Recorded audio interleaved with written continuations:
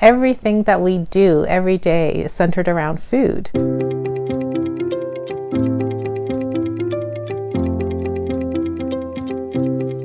According to the University of Alberta, in the 2016-2017 school year, 11,956 students were newcomers to Edmonton. These students come from all over the world and represent different religions, cultures, and lived experiences. Due to these different factors, they have vastly different wants and needs. So what's one thing that binds everyone together? A common need that affects everyone, while simultaneously manifesting itself as a part of the human identity. Food.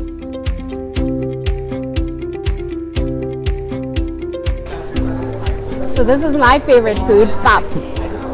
I like banana pancakes. Barbecue and fried rice. Chicken kebab.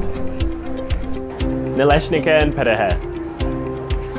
Les crêpes maman. Rice and dal. Pierogies and cabbage rolls. Egg puff waffles. I grew up with food or making food being so important to my family, like my grandma, my mom. It was sort of like a transfer of like the knowledge or like just a way for us to bond. So I guess being alone now and not having that has been a little bit sad in that sense. Yeah, so I have like really strong ties to my culture. So definitely it would be very important for me to be able to access those foods that I grew up on. Many organizations already recognize the importance of food to our well-being, including some great initiatives on campus. As well, a number of restaurants and grocery stores in the neighborhood work hard to satisfy students' desire for home cooking. Other businesses, however, are harder for students to reach. Given that most newcomer students don't drive and the difficulty of navigating transit in Edmonton, many newcomers are missing out on a taste of home. Food isn't something you consciously think about when you're moving to a new place. You're often thinking about like, what clothes am I gonna bring? Where am I gonna live? What am I gonna do for work, for school? In Canada, our regular grocery stores have the staple foods, so breads, vegetables, milk, meat products. But if you wanted roasted curry powder, for example, you wouldn't find that in a regular grocery store because that's not something that is native to all diets, right? So you would have to go to an ethnic grocery store somewhere else in the city. And what makes Edmonton different in comparison to other Canadian cities is that our transportation system and infrastructure doesn't allow easy access to these ethnic grocery stores. So for a lot of students to get those kind of foods that they need to make the dishes that they've grown up with, it could be a whole day for them. And often students just don't have that time. Filipino food, a lot of it is, it's quite complex recipes. So it's not just something that I can go to Safeway and grab something. So I know the closest Filipino stores here that have a lot of the stuff are about 45 minutes bus ride away. Going there by myself, lugging all of that food back, it's been very difficult. I'm an international student, I'm here alone. I do not have the time like after school to be going to grocery stores as often as maybe if I lived with a parent. Unfortunately, these areas tend to be very like out of reach, so they're not where the typical downtown, where the typical Sobeys would be. Food is a part of your identity, right? And so if you start changing that, it starts changing your identity. I remember one student, I think from Burnaby, who was telling me that her and her friends were eating a lot of Canadian food that's less spicy, and then when they would go home, they weren't able to eat the same food because their spice tolerance had changed. And that was like a real shock for them, and it was a really depressing moment because they felt like they no longer fit in with our culture because a lot of celebrations, holidays, they're centered around food, right? And if you can't eat the food, then you can't really partake, right? For students living away from home for the first time, access to food from their culture may not even be a consideration. It may be something they've taken for granted their whole lives, and only after they move to Edmonton do they realize how much of an impact it has on them. There isn't many people that I can ask, like, where do I have to get this to make this specific food, or where can I find these ingredients? Especially in first year, I guess, leaving home, one big barrier that I had to get over was homesickness. I always kind of longed for Filipino food or just even rice in general, and my mom, in the first year, she had bought me a rice cooker, and she was like, oh, you can cook rice here and you can eat this in your room. But I almost felt ashamed kind of making rice by myself and eating in my room. I felt kind of secluded and lonely. So I wish in first year I had more of a community to just share these food with. It didn't have to be Filipino people, but just other people who may not want meal plan food for, I guess, a day, and just communally eating that. When we came out with food insecurity, people focused on just availability of food. Is there enough food? We started thinking then, that's not enough, right? We think about the quality of the food, and we think also, is it culturally appropriate, right? So do people want that type of food? Do they consider that to be healthy food? We've seen a lot of challenges with new students finding the food which they consider to be culturally appropriate, especially in the city and on the campus. Information is a big barrier. Transportation is a big barrier. And then really understanding, what are the kind of appropriate and useful substitutes that people can access here that will substitute for foods that they're more familiar with.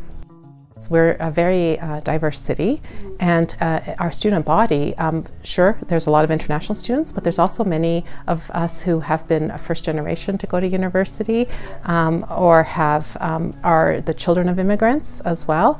And so especially for the immigrants' experiences, food is a really important way of connecting with home. And so through food, people perform those familial connections, right? And food becomes, they actually say that food is one of the last things that changes, right? So language might get lost eventually. So for example, I can still read and write a little bit and can still speak my first language, but then that's not been transmitted to my child, right? So that disappears, but the food still gets made. We are advocating for a grocery bus tour that connects students to culturally specific foods. Ideally, the tour would be held during September, allowing students to get to know each other and become familiar with the city. Students would join their volunteer guides for an afternoon ride around Edmonton. The bus could visit a range of stores from Mill Woods to Little Italy. Volunteers would help students find the foods they miss and discover the character of the neighborhoods they visit. We hope the tour would be a warm introduction for students, a first push that encourages students to go back. Visiting several stores and learning about the products they sell can also pique students' interests and encourage them to try something new. So if I knew exactly in first year, I guess when I was new to Edmonton, which stores I could go to access which foods and have other people doing the same thing as me, it would make me feel less ashamed and I guess more confident getting those groceries and having a community to share that with me. Oftentimes we don't really look beyond and see how important specific food is really to us. And for myself, I never realized how important this Filipino food was to me until I was living alone and until I actually longed for it, until it wasn't as easily accessible to me as it once was. And I think it really connects me not only to my culture, not only to the Philippines, but also to my family as well. And that was really important for me in terms of getting over the homesickness from being in a new city. So I think through having these tours that are open to both domestic, international students, and any student, students who are curious about maybe Korean cuisine or Japanese cuisine and maybe haven't been embarrassed to ask about it, now they get the opportunity to learn about it, right? I ran a class about how to make lentil curry and roti, and I had students from China come, students from India, students who are Canadian, whatever, right? Because it's something interesting to learn. It's quick and easy meals, and it adds some variety to their diet, right? And also, I think when you do that, you bring together students from that culture, students outside that culture, and they're able to share their tips and tricks together, and they're able to build that social support network. On campus, a service already exists that helps students make trips to Superstore. We would seek a partnership with the University of Alberta Alumni Association, the International Students Association, Resident Services, and the Students' Union to help expand this service by putting on our event. And since our event relies on volunteers, any student who's passionate about showing off their city and making cultural connections is welcome to join the tour. If you're watching this podcast, here's how you can get involved. If you're knowledgeable about Edmonton's ethnic food scene, stay tuned in fall semester for a call for volunteers who would be willing to act as guides. If you want to join this bus yourself, or recommend it to a newcomer friend, keep an eye out for a sign-up sheet. With your help, this event will make a huge difference in the lives of newcomer students. In a time when people are divided and a period of our lives that is full of changes, food comforts people and brings them together. By offering students a way to connect to their roots, we empower them to take pride in their identity and broaden their perspectives. In trying something different, we might also make the surprising discovery that a new food is almost familiar. Maybe food can't fix everything, but you still can't beat a home-cooked meal.